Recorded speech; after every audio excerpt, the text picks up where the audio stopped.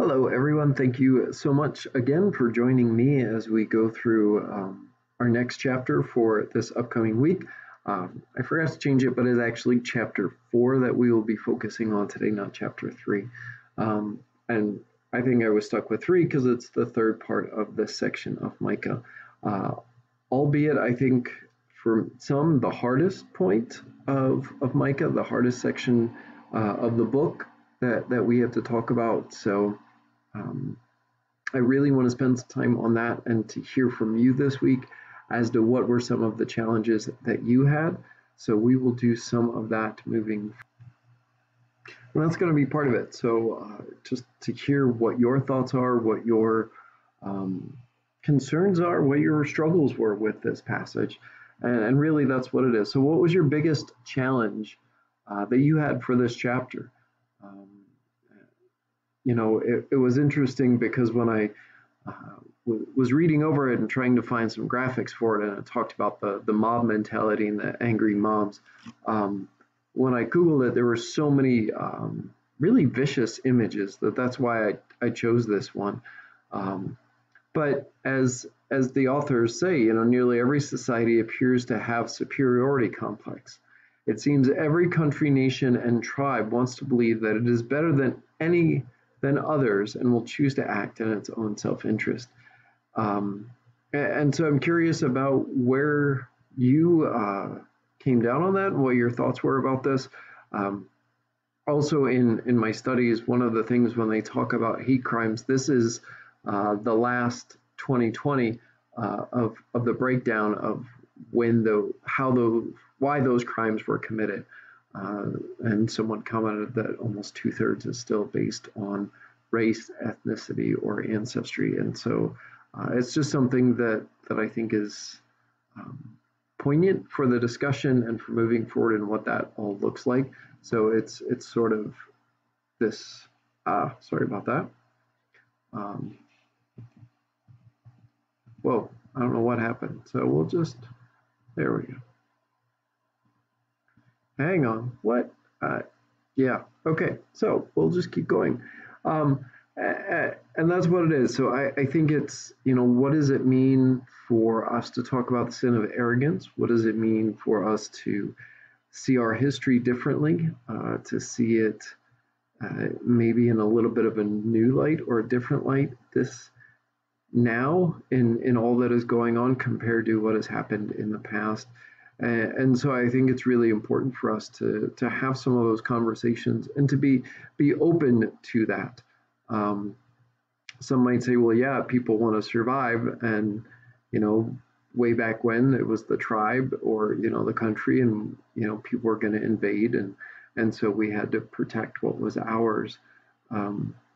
So I just think it's really interesting to see where we would go through all of this, and what does it mean for us to walk humbly with God, as this third part of Micah suggests. Yeah. So one of the things they raise too is Jesus holding up a mirror, and the question becomes, do we like what we see?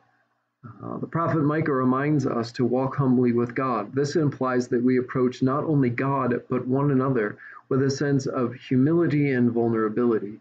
As individuals and as a culture, we must learn to put our arrogance and self-superiority aside if real and transformative change is to take place. And I think part of that is we need to listen. We need to understand where people are coming from. We need to recognize what it means for the world around us.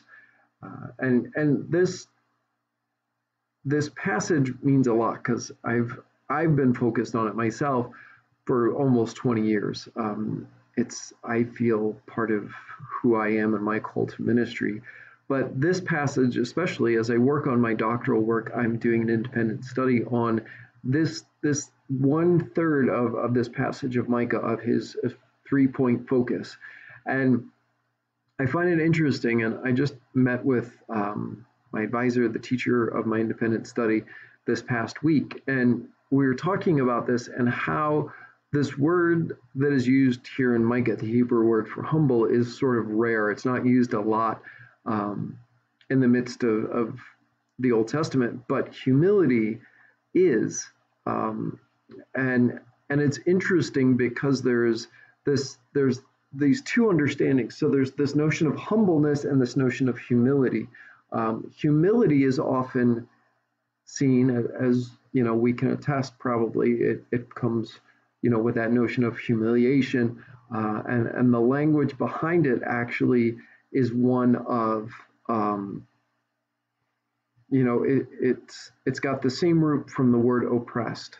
So it is something acting, a force beyond you acting on you that causes you to be humiliated. Um, think about, I don't know, someone, at work making a joke at your expense, or pointing out a horrible thing that you did. Um, where, and that is something that we sort of look down on. In fact, if we think about it, some of these, um, the sports figures, or the celebrities, or those people, we look for this notion of what, how are they going to fall? What does it mean for them to fall? And I think that's really important, is how are they going to humiliate themselves? And there's this concept in humanity in some ways to really hold out and look for that. The other part is humble. And what does it mean to be humble? It's the person who doesn't want the spotlight, the person who does, who cares for others, who is a giving and generous person, who does all of these things so that, to care for others, and not for any glory, not for any fame, just because it's the right thing to do. So it's interesting that those two words come from the same word, in Hebrew and in Greek, and in my studies, I'm going to be focusing on that. And the purpose of this independent study is to create annotated bibliography that then I will work, with some of that to put a Advent, or I'm sorry, not an Advent, a Lenten worship focus discussion time together, like we've had before. But this one will be focused on, walking humbly with God, and what does that mean. So it's really, exciting for me to talk about this, but I think it's also really important for us to recognize the importance of what does it mean for us to be a little humble, to sort of step back a little bit, to be willing to listen and to understand that, what we've learned in the past may not be the full truth of it all. um, or how, and so how does that, how does that impact us? So with that in mind, they talk about Bishop Eaton's address, where she says, confronting racism of all kinds, and to advocate for justice and fairness for all people. Then it also acknowledges that is a church that belongs to Christ, where there is a place for everyone. And it's really interesting. Again, the other image, is from an author, and I've seen, from a, creator, who, and I've seen this before, this notion of equality versus equity. It's, if we say we treat everybody fair, that's equality. That's the one on the left, as you see, everybody's got the same box. Well, it doesn't really, everybody doesn't need that box. There needs to be some differentiation, where equity is, the shortest one needs two boxes. And if you go to this person's website who created this, he has like 4 different boxes of, equality is one, equity is the other, and then there's another one, and then he actually leaves it blank and asks you, well, what do you think, would the next step be? What would it look like? And some of the people posted, they took out the fence, they, did all of these things, and my insight was, if we're talking about full equity, those people would be in the stands with everybody else. I heard on the news, or on the radio this past week, they were talking about Disney World, and they raised the question of, do you know what it cost for a day pass to Disney World in the early 80s.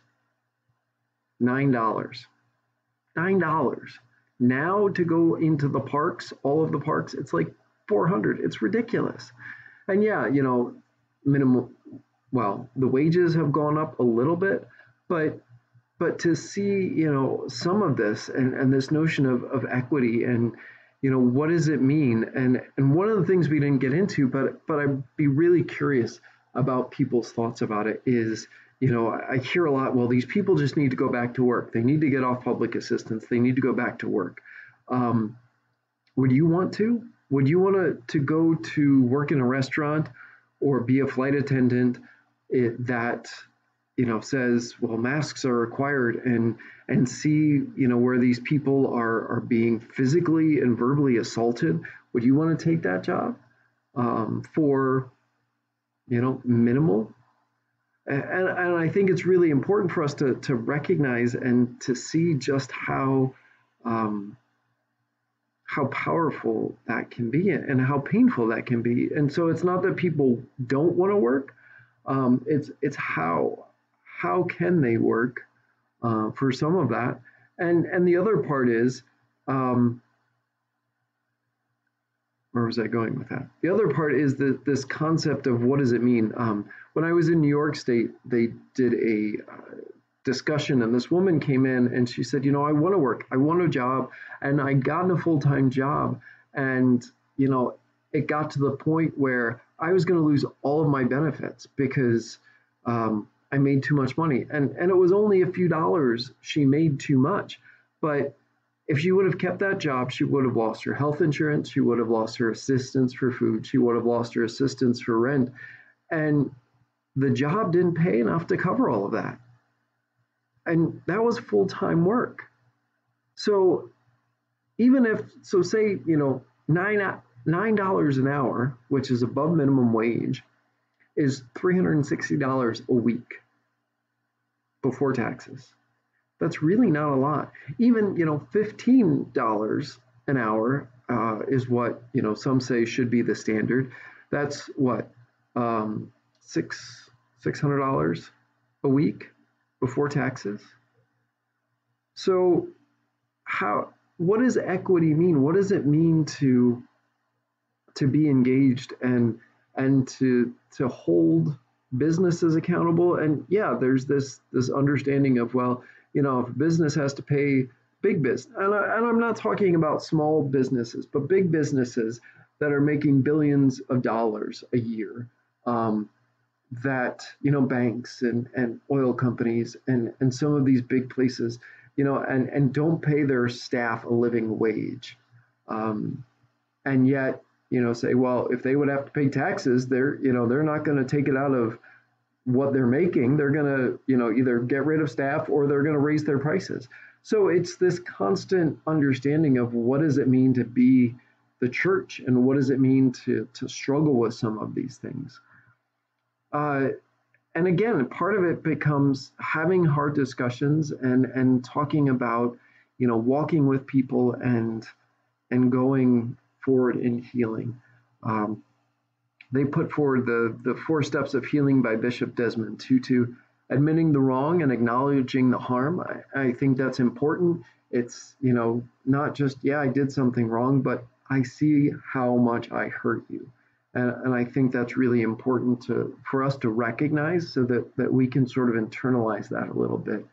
Telling one's story and witness the anguish, seeing what it's caused, asking for forgiveness and granting forgiveness, and then renewing or releasing the relationship. And I think that's really important because it comes to this understanding of you can give forgiveness, but that doesn't mean you have to renew that relationship.